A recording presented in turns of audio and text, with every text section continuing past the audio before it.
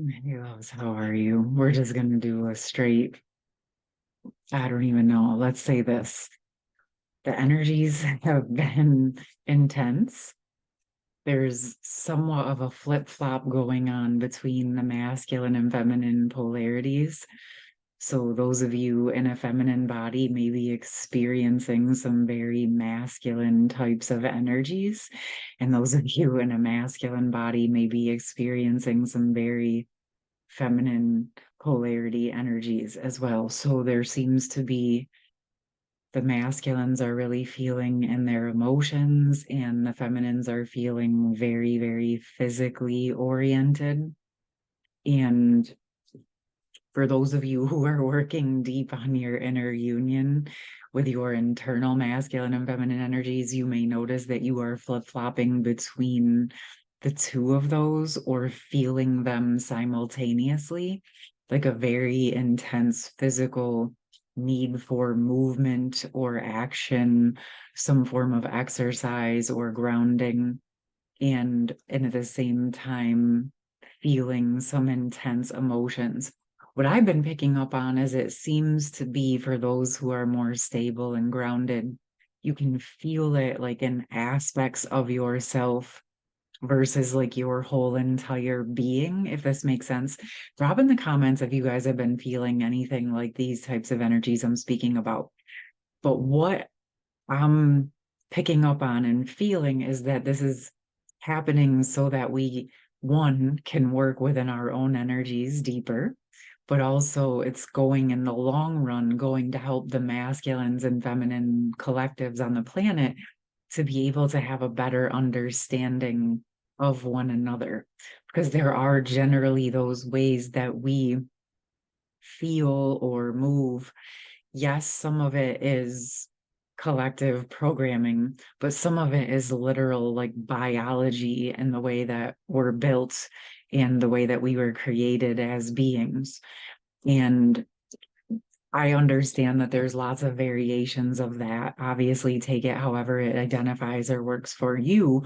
But in the general biological sense, there are certain things that we experience differently just based off of our chemicals, our hormones, the cycles that we go through. Those can be, in certain cases, obviously very different based on if you're a man or a woman. And so those things seem to be energetically um, having some form of a shift in our system, not the actual hormones or chemicals or anything like that. I mean, it could be, but that's not what I'm speaking about. I'm speaking about the energetics of us having the opportunity to come into more inner union through having these experiences. Because the truth is we all have the masculine and feminine internal energies. We've just been on this exploration on our planet, having those divided or having parts and pieces of those suppressed in our system. So, another thing that I've been seeing coming up very strong is any places we have been suppressed, held back, where we've been keeping our truth at bay, where we dissociated, where we kind of let things slide or ignored or pretended it wasn't happening. All of those types of things are coming up quite intensely. And even for those of you who have been systematically asking for truth and clarity, you may find that over these next few weeks and months that a lot more clarity comes internally for you as there seems to be more layers in the collective that are dissipating. So as the layers of dissociation are being cleared and or triggered for those who may have not been paying attention to them or they were ignoring them, it seems like where we still have the dissociation or suppression in our system, those types of things may be getting triggered or brought to the surface by external circumstances if we haven't been looking on the internal. But in all truth, sometimes we need those because even if we're asking or we're looking, because things are frozen or suppressed in our system, we just might not even know that they're there unless or until something happens externally that kind of lights the fire and wakes that part of us up. This is to no fault of anyone. This is just what's been happening in our systems for quite a long time, generationally, ancestrally. So, this is just a big part of what is thawing out and opening up.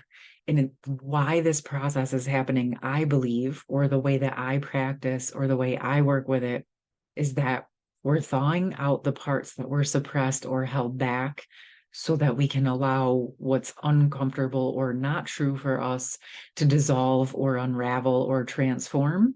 And then also, while we're thawing those parts out, we actually get to retrieve and recover all of those other parts of ourself that were kind of hidden or we forgot about or we never even knew that they were there because they were kind of in a dormant state even when we were born. Okay. So I see this in my own system. I work with this with clients, and I um have just been noticing as things pick up, as we're progressing, as we're evolving, this combo of supports happening at once to be very helpful. Because as you're unraveling and opening up, maybe some of the discomfort, you're also immediately inviting in your true energy and essence, and or it's thawing out simultaneously. So there is your energy and your essence and your soul having more space to get into your body and into your truth. So this brings me to another energy that's been happening, is that as we are going through these thawing times and we're discovering more and more parts of who we are, we can go through these times of sometimes almost questioning, like, well, who am I? Or what is really true for me? And that's okay. It's actually a really beautiful process where we're getting to know ourselves truly in deeper ways because we're opening up and creating this space for ourselves, but also we're actually holding the space for ourselves in a new way outside of what we were taught all the time. We're letting go of a lot of the codependent ways that we interacted. We're learning to love and care for ourselves more. And as we're learning to set those healthy energetic boundaries or physical or emotional boundaries for ourselves, we're actually able to find what is true for us. Like, what is it that you like? What is it that you want to do with your life or your free time? And you may have things that you already know, but it's kind of bringing me back. I'm remembering that we've been being called to try new things with an open mind, or even revisiting things that we've done in the past in a new way with new perspectives as we've been evolving and growing. So if there was something you did in the past or people you were around in the past, but maybe you haven't seen them in a while or you haven't gone to these places, go into it with new, fresh eyes and perspective around who you are now, because we're growing and changing and transforming and evolving every single day as we're learning to understand our own selves deeper. And the more that we learn about ourselves and what we like and what we want, it makes it easier for us to actually create and navigate those things into our life versus maybe what some of us did in the past, which was to just like do all the things everybody around us wanted to do or try to find where we fit in to those things. And yes, those were things we could do. We were capable of them. In many cases, we may even have been really good at them, but they may have not actually been fully true to your true purpose and why what you want to accomplish and experience while you're here. And so, this part two, or this new phase that we're moving into, we have more space for ourselves to really discover what's true for us. Okay. So, just for the fun of it, I'm gonna get a couple cards and see if anything wants to come through on top of those messages that I've been feeling into these last few days. And if there's anything that you guys would like to talk about or any subjects you want me to speak on, feel free to drop those in the comments. So we had the Eight of Swords and the Two of Cups fell sideways in my lap. So just give me a moment because I have some initial thoughts around this. And I feel multiple messages with this. And it starts immediately with our own inner union and our own, like the work that I'm talking about, some of the things that we're not even able to see. Okay. And it's dawning on me that she's here with these ropes around her wrists in the mirror. But here in the Two of Cups, the couple, their hands are free and they choose to be intertwined. So I feel like there's something we're being called to look at, places or spaces where we may have felt bound by old contracts, old beliefs, old energies. I'm going to give you a little bit of homework on this one for your own inner union, but as well as to move into more unity, energy, consciousness in your relationships. But of course, starting internally, take some time and notice if there's any places where you do feel suppressed or imprisoned or held back. And it might not be obvious out of the gate in the sense like, oh, like I feel like I'm bound to this thing or that I'm imprisoned or I have to do X, Y, and Z. Maybe some of those will come up initially, but it could even be as simple as just say you feel limited by the resources that you have, or you feel limited by your ability to have free time or your ability to speak your truth, or maybe you feel cut off from some people that you care about and you feel suppressed in your ability to express your emotions or your feelings towards those people that you care about. It could be any number of things. But what we're being called to do is when those come up, or as those come up, allow yourself to go into those spaces with the idea of releasing the resistance within you. And wherever you're feeling bound or imprisoned or suppressed or held back, I would like you to work through that in the sense of energetically inside of you, breathing into those spaces, going into your car and yelling it out if you need to, writing letters that you may never send and ripping them up or burning them or flushing them down the toilet.